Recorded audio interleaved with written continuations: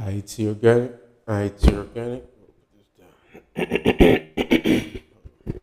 Yeah, yeah. Test, test, test. Anytime I come back to this microphone, I gotta make sure it's working correctly. All right.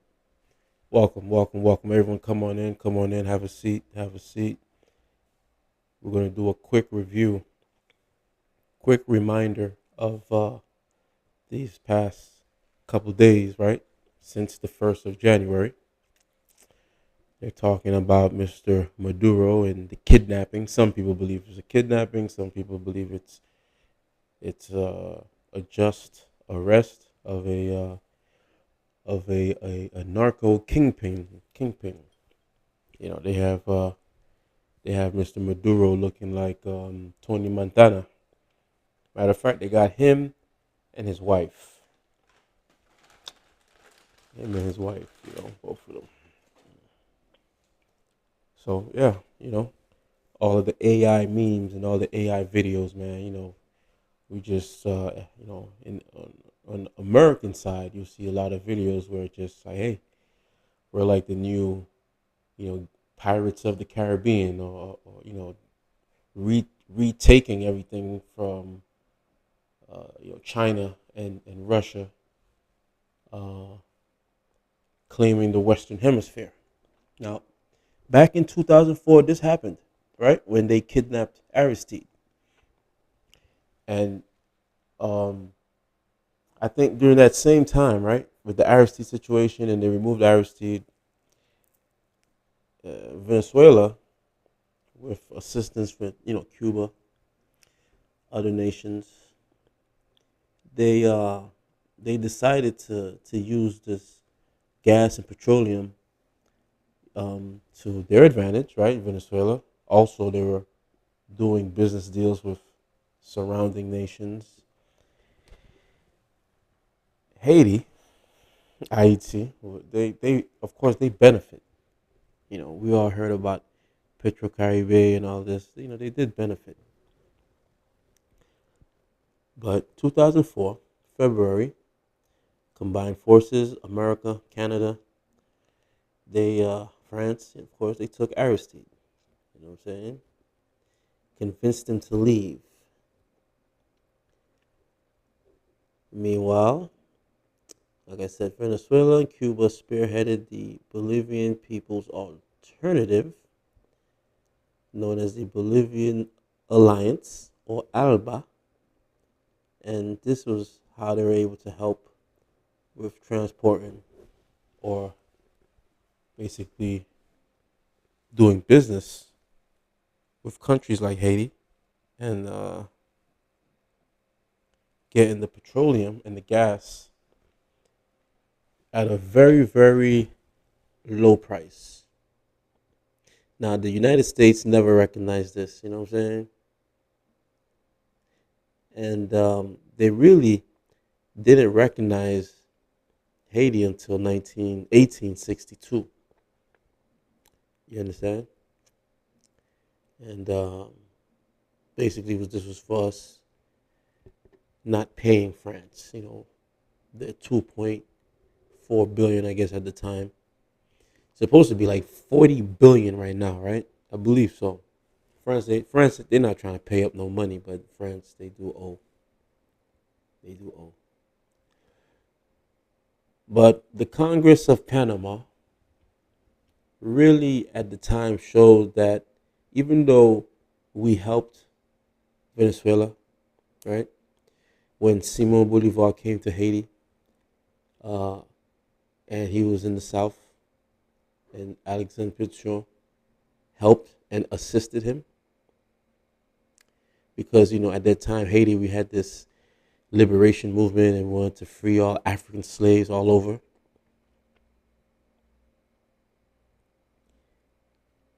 But you know, Simon Bolivar, he didn't really focus on that. Once we helped and they got their independence for Venezuela, it was kind of business as usual. So the first major hemisphere conference, the 1826 Congress of Panama, uh, did not involve Haiti. You know what I'm saying? Despite our pivotal role in supporting South American independence, they didn't give back that respect. They didn't show us the same love, right?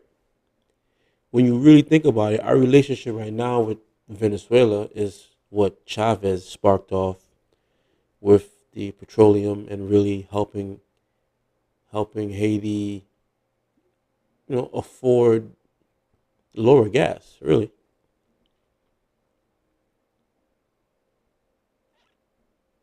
So the United States, which was a slaveholding nation, influenced Bolivar at the time to exclude Haiti from the meeting.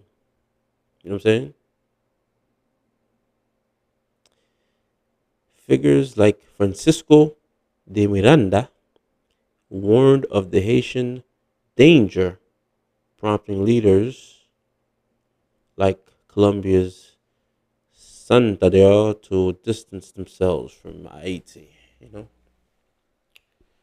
so I wanted this to just be very clear. I'm not happy about what happened to Maduro, of course. I mean, and and the revolutionary movement that Hugo Chavez really came and he stamped. Hugo Chavez, he was so vocal for Haiti, and he basically, to me, like sacrificed his life. You know what I mean? Talking about all the things that was going on in Haiti, talking about the earthquake, talking about the heart machine and us getting hit by weather machines and all these type of conspiracy theories. But it is what it is. So, do you think if we did not take Simon Bolivar and basically help him, assist him, we even gave him soldiers, military, food, everything, money, pressing, uh, the pressing print that they had back then, because this was important during warfare. You understand? So I say that to say everyone should be basically worried about what's going on inside their home right now.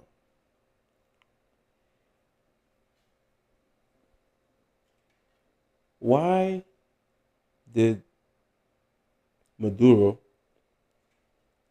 like, why wasn't he prepared really? Because it looked like he wasn't prepared. They just came, said, hey man, put on your pajamas, man. Put on something real, so you don't get too cold. We about to take a helicopter ride.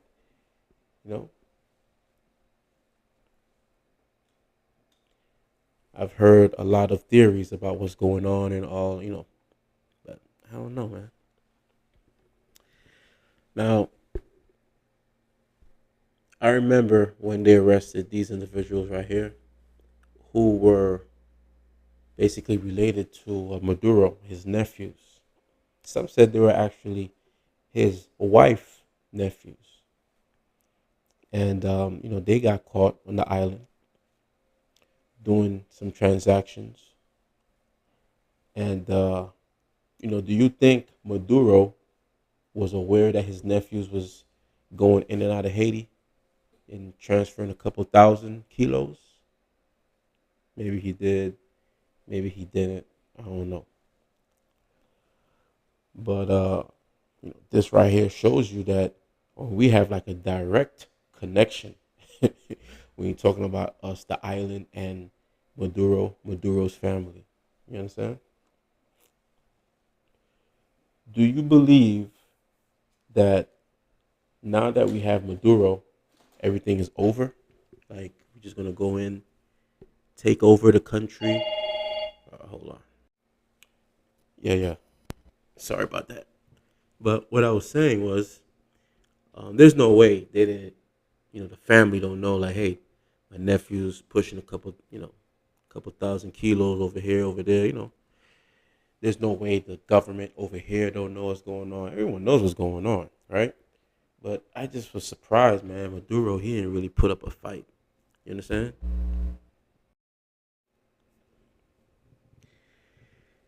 The most prominent Venezuelan drug cartel was arrested in Haiti, involving, what's this called? Narco Sobrinos, drug trafficking nephews. They were arrested in 2015. Were nephews of Venezuelan President Maduro was caught by the USDA in Port-au-Prince with 800 keys of cocaine destined for the U.S., highlighting drug trafficking links tied to Venezuela's government, though it was not a major cartel, but rather high-profile individuals. And then they have the name, information of the nephews. Why would they come to Haiti to move 800, thousand bricks? Then it's a little crazy. I don't know. They took money. I remember that time they took money as well. So um, right now we take over the gas, and the Venezuelans are paying 13 cents per gallon. 13 cents. Can you imagine? You paying 13 cents per gallon? I mean, I understand they say there's like poverty in Venezuela, shit's fucked up. That's why a lot of people's running over to America. But damn, 13 cents for a gallon. That's not going to stay like that now that we take over. I don't believe so. You got to let me know what you think. 13 cents. Man, could you imagine? I mean, shit, can you imagine if our gas was $1? Eh? $1 a gallon. Everything else got to come back down. $1 a gallon. Food have to come down. Cost of living should come down. Something, right? These are subsidized prices. The base rate can be as low as 0.84 Venezuelan Bolivar per liter, roughly about 13 cents per gallon for the first 120 liters, monthly for eligible citizens with a fatherland card. I mean, shit, I'm pretty sure everybody got to have that card, right? What about the new lady that they put as president? What do you guys think about that, huh? I know Trump's telling her to watch her mouth, hush, woo, woo, woo, you better play ball. Oh, I don't know, man. We in some crazy ass times. Forecasters say 2026 will be the cheapest year for gas since COVID. When was COVID? COVID was about 5, 6 years ago, right? So we're gonna have the cheapest gas. Hey, maybe the gas will just be really, really cheap this year. And if this thing gets worse, right? So maybe our gas will go up next year, right? I feel like they might give it to us cheap, have everybody fall asleep, and then boom. You know what I'm saying? It's all about the gas. In Venezuela, they got gas. Even though they say it's crude oil and it's very heavy. You know what I'm saying? Like the oil that they have in Venezuela, uh, not they don't have not everywhere can have a system to refine that type of gas. But since America set up the refinery back in the days, like Trump said, man, they just went to take their shit back. You know what I mean? It's real crazy what's going on right now. Has emerged as a rare source of relief for Americans drowning in higher prices, and that positive trend is expected to continue in 2026, regardless of the uncertainty in Venezuela. So whatever, it don't matter what's going to happen over there, right? Even if it gets crazy, there's like a real war that come up or whatever conflict, gas is still going to stay at a certain price this year, which tells me, you laugh now, cry later. One of those type of situations. Yeah, oil markets on edge. Shouldn't be on the edge, man. I mean, shit, U.S., we're going to be good for the next year. After next year, I guess everybody better figure something out, right? I mean, I still believe that even though Maduro was, I mean, he had to be set up, right? They just set his ass up. I mean, they just told him put on his pajamas and we're gonna take a helicopter ride.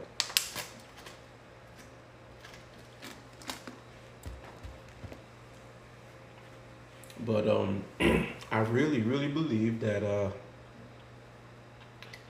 the military, that the military that is loyal.